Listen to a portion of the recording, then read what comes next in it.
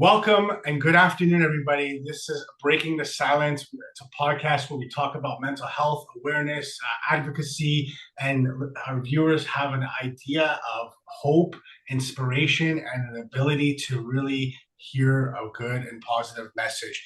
I am so blessed to have Maddie Andrews on the podcast today. Maddie is a mental health advocate. Own personal journey and struggle and success story when it comes to mental health and concurrent disorders. And I'm really excited to be able to hear your message and your story today, Maddie. Just for our viewers today, just kind of give us a little bit of a background of who you are, what is it that you do, and how your story and your experience has been able to really have an impact on both yourself and people around you. Well, first of all, thank you for having me. I'm excited. Um, I am Maddie. I am a mental health advocate. I'm also an MSW student, a peer support specialist, and a nonprofit founder. My nonprofit is J&E Support Group, is a mental health based nonprofit. And I didn't always do these things, right? So I also happen to be a person living with substance use history as well as serious mental illness. And it took until age 35 of living in silence, living in secrecy, hiding who I am, and suffering on the inside, and almost dying because of it to get to a point where I wanted to change not only my life, but the lives of those around me. Wow, wow. Yeah, so I mean, you talk a lot about just there about your own personal history and your and experience. Tell me a little bit about your journey and your navigation to wellness and how that sort of started and sort of fell into you and Mm. Right. So I started having mental health symptoms when I was 4. I had like this super traumatic experience. I reached out for help and was really shut down. I was told it was my fault and that I was a bad person. So I learned early on to like push these feelings down. And then when I was in middle school, I started having more significant symptoms, things like psychosis, mania, depression. But I had really spent my entire life shoving things down and bottling them up so much. But it was also a lot of when you're a kid, you only know what you know, right? Like, I had no idea other people didn't feel this way, so I didn't articulate it. And I really didn't begin to articulate it until I was 19 years old. And my diagnosis journey started at 14 and didn't end until my late 20s. Um, it led to me being hospitalized 4 times. I had a pretty serious self-medication history to try to combat some of my symptoms. I thought drugs and alcohol were the answer, and they're not. I spent 28 days in a treatment facility, and after that, I went to sober living and learned what sobriety was at the age of 21, but learning what mental health recovery was, which was a whole nother ball game for me. um, I really spent my 20s surviving. I had crippling depression, crippling psychosis, and I was able to work and go to school. I got my undergrad degree, right? And I wore this like heavy duty mask in public. So no one in the outside world knew what was really going on in my life. But when I went home, I was just a mess. Like, I had no quality of life. And because of the medications I was on, I couldn't process emotions. I was unmotivated. I was 420 pounds and my hair was falling out, like all these heavy duty side effects that come along with mental health medications. And I did this until I was 35.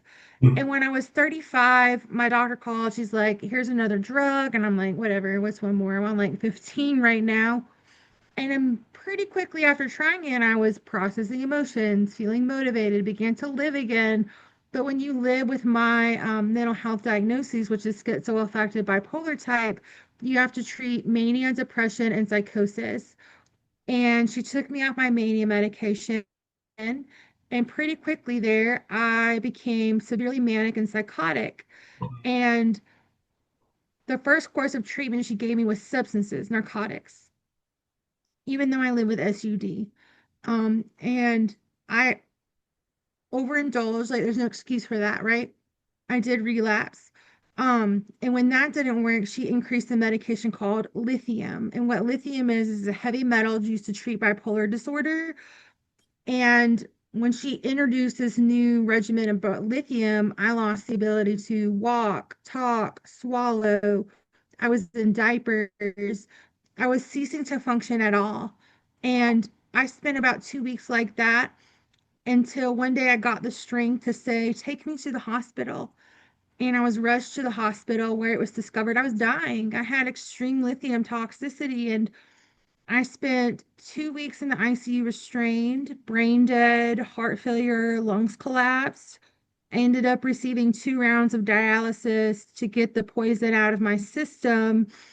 And when I got released 3 weeks later from the hospital, I had no idea what had happened to me. I had amnesia.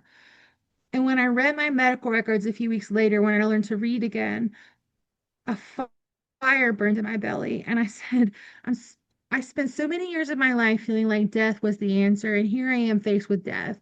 So now it's time for change. Now it's time for action. And I dedicated my life to healing. I begged for resources and I begged for help. And it's gotten me pretty far. Wow.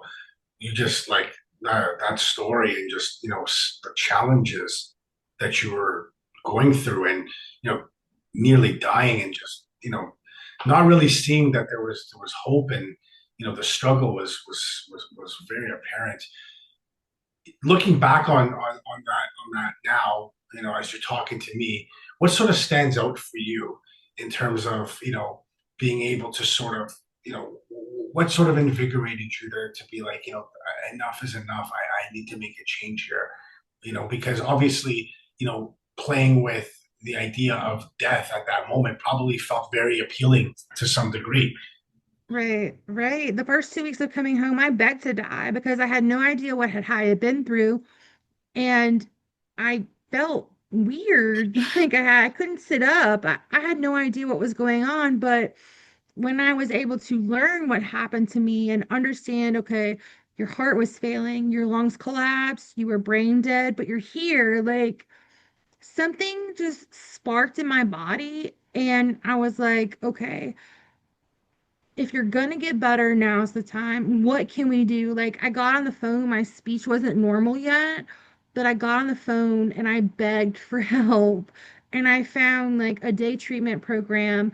And the difference here from the rest of my life was I started talking and I started advocating.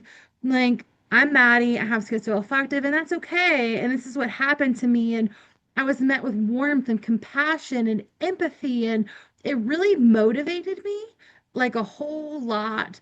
And somebody gave me the best advice they ever gave me in my entire life. It was from a peer support specialist. And he said, after a major psychotic break, you're never the same. Because I was searching for the old me pretty hard.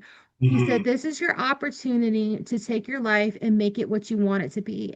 Yeah, so I got my MSW to be an advocate. I wanted to make equitable policies and I wanted to create change. And I think a lot of it did start with that advice. You're never going to be the same, but here's your chance to make the life of what you want it to be. It's really like powerful to hear those words coming from you because for a lot of people, a lot of folks that are even listening, when they hear the words, it's you're never going to be the same again, or things are never going to be how they were. People really um, get paralyzed by that Yes. notion, that idea. How were you able to sort of come into a place of acceptance around that and sort of start to pick up the pieces to move forward? When I heard you're never going to be the same, it was hard at first. But really, if you ask me the person I used to be and the life I have today, I would never want to go backwards. Life is beautiful and it's what I've made it to be. You know, I've been through a lot and I'm grateful for it all. I have a lot of gratitude in my heart. If I hadn't been through those experiences, I wouldn't be helping people today. So, if you're in recovery, especially if you're newly in recovery, don't be afraid to make a new you. It's a great opportunity. Absolutely. Tell me a little bit about what you do now for folks and how you sort of, take them on their own journey and their own sort of Right. navigational piece towards hope, wellness, inspiration. Right. So part of the nonprofit's work is peer support work. And what we do is we offer free support groups to the community. Wow. We have one virtual for people living with serious mental illness, and then we have two in person for any mental health concern or anyone affected by a mental health, maybe it's a family member. And it's all about building a healing community where people can come and talk in a confidential space, a safe space, and find like-minded people and share experiences and hope. I think a lot of what we do is built around hope because hope and recovery are very real. But what I always tell people is, especially when I do my groups and my speaking services, is that recovery isn't linear. Like at the end of the day, we're all human and we're going to have bad days. It just so happens that our bad days look a little different, and there's nothing wrong with that. Hmm.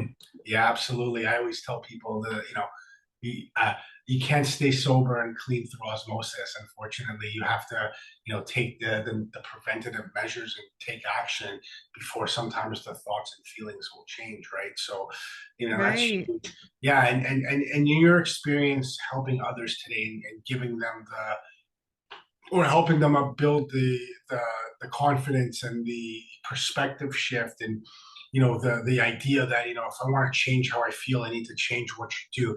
How has that been beneficial for your own journey and how you continue to still keep going and navigating through your own experiences? Helping people helps me, right? Like when I don't need somebody to pay me for this work, but when I meet somebody and then their perspective has changed or they feel less alone or they take one step closer to recovery, that's payment enough for me. It keeps me well too because I wouldn't be here if it wasn't for certain people. So I feel like it's kind of part of my journey to give that to other people as well. Yeah, absolutely, absolutely. If you were to, our viewers that are listening right now and are going to hear this podcast, if you had some words for those people that are out there, not really sure what to do, not really understanding, or maybe getting to a place where they see that this can work in their life, what would you say to them to keep, sort of moving forward? What sort of inspirational words can you say? My biggest advice is take it baby steps and one moment at a time, right? Like we can't conquer everything all at one time. Like, did I want to jump out of that bed at that moment and be healed and recover and live a great life? Yes, but it took a lot of legwork to get there. And I never gave up and I celebrated the small wins. Like, for example, when I was healing my heart and lungs, I got out of bed and walked for 3 minutes, which led to a whole minute, which led to running 5 miles. But it took a lot of baby steps to get there. So celebrate those small wins and don't beat yourself up when we don't meet what our own expectations are all the time.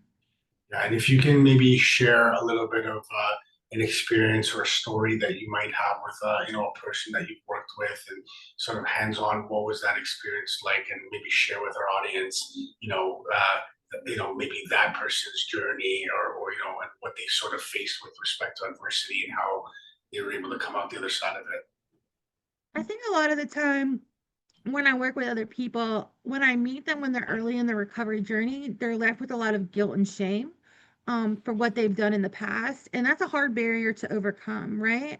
And I think part of that is learning forgiveness with yourself and building your self confidence, right? Like we can't go backwards and redo what we've done, but we can learn to forgive ourselves. We can make amends with those we've harmed. And we can make today and this moment a better moment. We can't go back and fix it, but we can try even harder in the present. And it's just a really big hurdle for people in early stages of recovery to learn, but they can do it. Absolutely. You mentioned the amends process for people. Why do you think that being able to do that for individuals is sort of a focal point or a huge proponent in somebody's wellness? Right. We have, when we're learning to be in recovery, we have to live with these memories. We have to live with what we've been through, and that can be like haunting. And so trying to process these things is overwhelming, but it is part of our recovery. We have to learn how to live in the present and be mindful and move past these things to move on in a positive way in the future. And if we spend our time beating ourselves up, we're not living in the now and we're not living in recovery, but it just takes time. Yeah, absolutely. I think, a big piece that I've learned over the years in my own recovery, is learning how to take accountability and responsibility for the Yes. things that I've done, right? And I think part of that immense process is the organic and cathartic experience that you're able to sort of, navigate and work through as a result of, being able to, like clear your side of the street and take responsibility.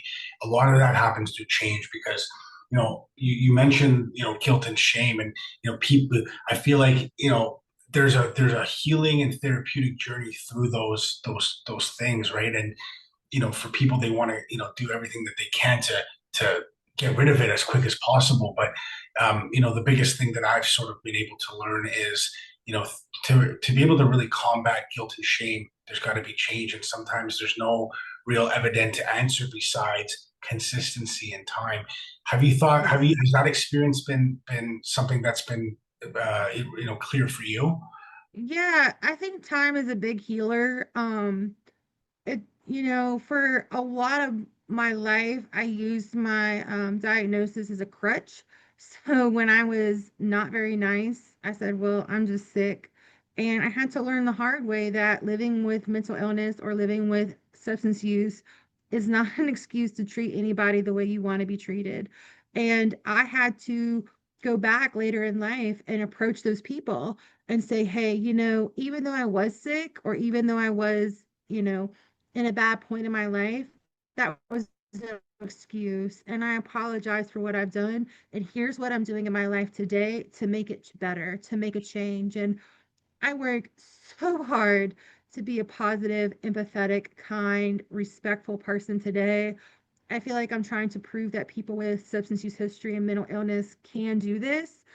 Echo those words that you said there, Maddie. And I really appreciate having you on here and being able to share your experience. And we're here with Maddie Andrews, triumph or tragedy to triumph, and Right. now working as a peer support worker, helping others regain their life, regain their strength, regain their hope, and find a new way to live. Thank you so much for joining me today. I really appreciate your time, and I think this has been such an inspirational piece to hear somebody be able to share their story and let people know that there is hope and there is a solution out there. Hope and recovery are very real, and thank you for having me. Thank you so much.